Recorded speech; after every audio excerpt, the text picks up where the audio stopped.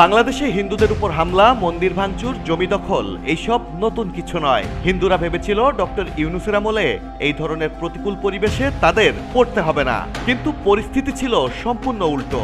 ইউনূসের আমলে হিন্দুদের উপর হামলার ক্ষেত্রে শুধু যুক্ত হয় নতুন কৌশল, যার প্রধান হাতিয়ার ছিল সোশ্যাল মিডিয়া, যেখানে সহজেই টার্গেটকে ঘায়েল করা যেত ধর্ম অবমাননার অভিযোগে।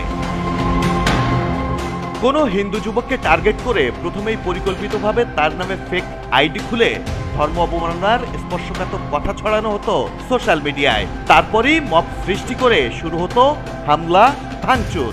ম্যানুয়াল বাটন ফোন ব্যবহারকারী, এমনকি পুলিশ হেফাজতে থাকা যুবকের বিরুদ্ধেও ফেসবুকে ধর্ম অবমাননার হাস্যকর অভিযোগ তুলতেও দেখা গেছে কয়েকবার। ডক্টর ইউনূসের প্রচলিত মব সংস্কৃতির সুযোগে তৌহিদি জনতা নামের এক উগ্র গোষ্ঠী একের পর এক এমন সন্ত্রাসী কর্মকাণ্ড চালিয়েছে। উদ্দেশ্য হিন্দুদের মধ্যে আতঙ্ক ছড়িয়ে দেয়া, যাতে ভয়ে দেশ ছেড়ে পালিয়ে যায় হিন্দুরা। আগেও অন্য সরকারের আমলে এ ধরনের ঘটনা ঘটলেও শান্তিতে নোবেলজয়ী ডক্টর ইউনূসের 17 মাসে ভেঙেছে অতীতের সব রেকর্ড। মুখে মধু থাকলেও ইউনূসের বানানো মব রাজ্যে হিন্দুরা ছিল চরম আতঙ্কে। এক কথায় বলতে গেলে পুরো সময়টাই হিন্দুদের জন্য সাক্ষাৎ নরক হয়ে উঠেছিল গোটা দেশ। Human rights Congress for Bangladesh minorities এক প্রতিবেদনে বলছে, 2025 সালের জানুয়ারি থেকে নভেম্বর মাস পর্যন্ত ধর্ম অবমাননার অভিযোগে সংগঠিত 73টি মবের ঘটনার শিকার হয়েছেন সংখ্যালঘুরা। তার মধ্যে 40টি ঘটনায় মামলা হয়েছে, 5টির হয়নি। বহিষ্কার করা হয়েছে সংখ্যালঘু সম্প্রদায়ের 5 জন শিক্ষার্থীকে। বাকি 23টি ঘটনার এখনো পূর্ণাঙ্গ তথ্য সংগ্রহের কাজ করছেন তারা। ধর্ম অবমাননার নামে মব সৃষ্টি এবং সংখ্যালঘু সম্প্রদায়কে দমনের চেষ্টাকে গভীর সংকট হিসেবে উল্লেখ করেছে সংস্থাটি। সংখ্যালঘুদের উপর হামলার যে ঘটনাগুলো দেশ জুড়ে আলোড়ন ফেলেছে, তার প্রথমটি ঘটে 24 সেপ্টেম্বরে।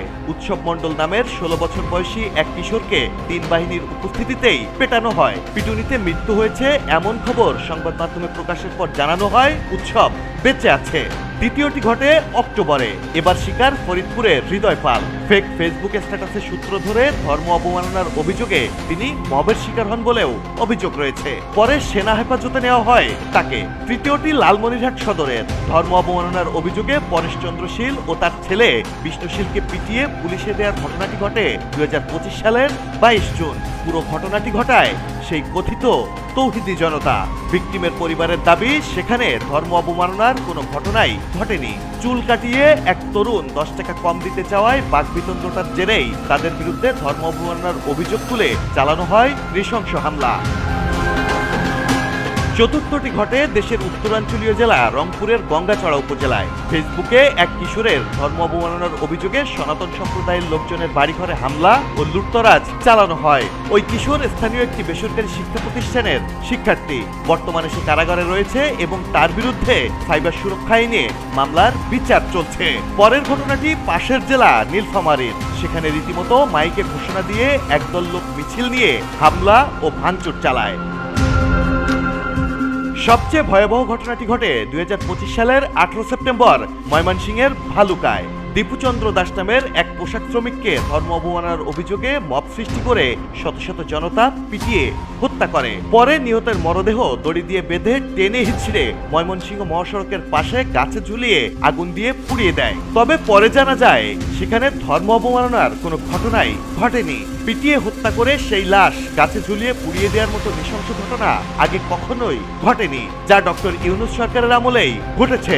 অনেকে হিন্দু নিধনে এটাকে ডক্টর ইউনূসের ম্যাটিকুলাস ডিজাইন বলে দাবি করেছেন। বাংলাদেশের ইতিহাসে ইউনূস সরকারের এই ভূমিকা হিন্দুদের হৃদয়ে গভীর ক্ষত হয়ে থাকবে দীর্ঘদিন। নির্বাচিত বিএনপি সরকারকে এসব মব সন্ত্রাসের ঘটনা সুষ্ঠু তদন্ত করে দায়ীদের শাস্তির দাবি তুলেছেন আইন বিশেষজ্ঞরা। Desk report, people and politics.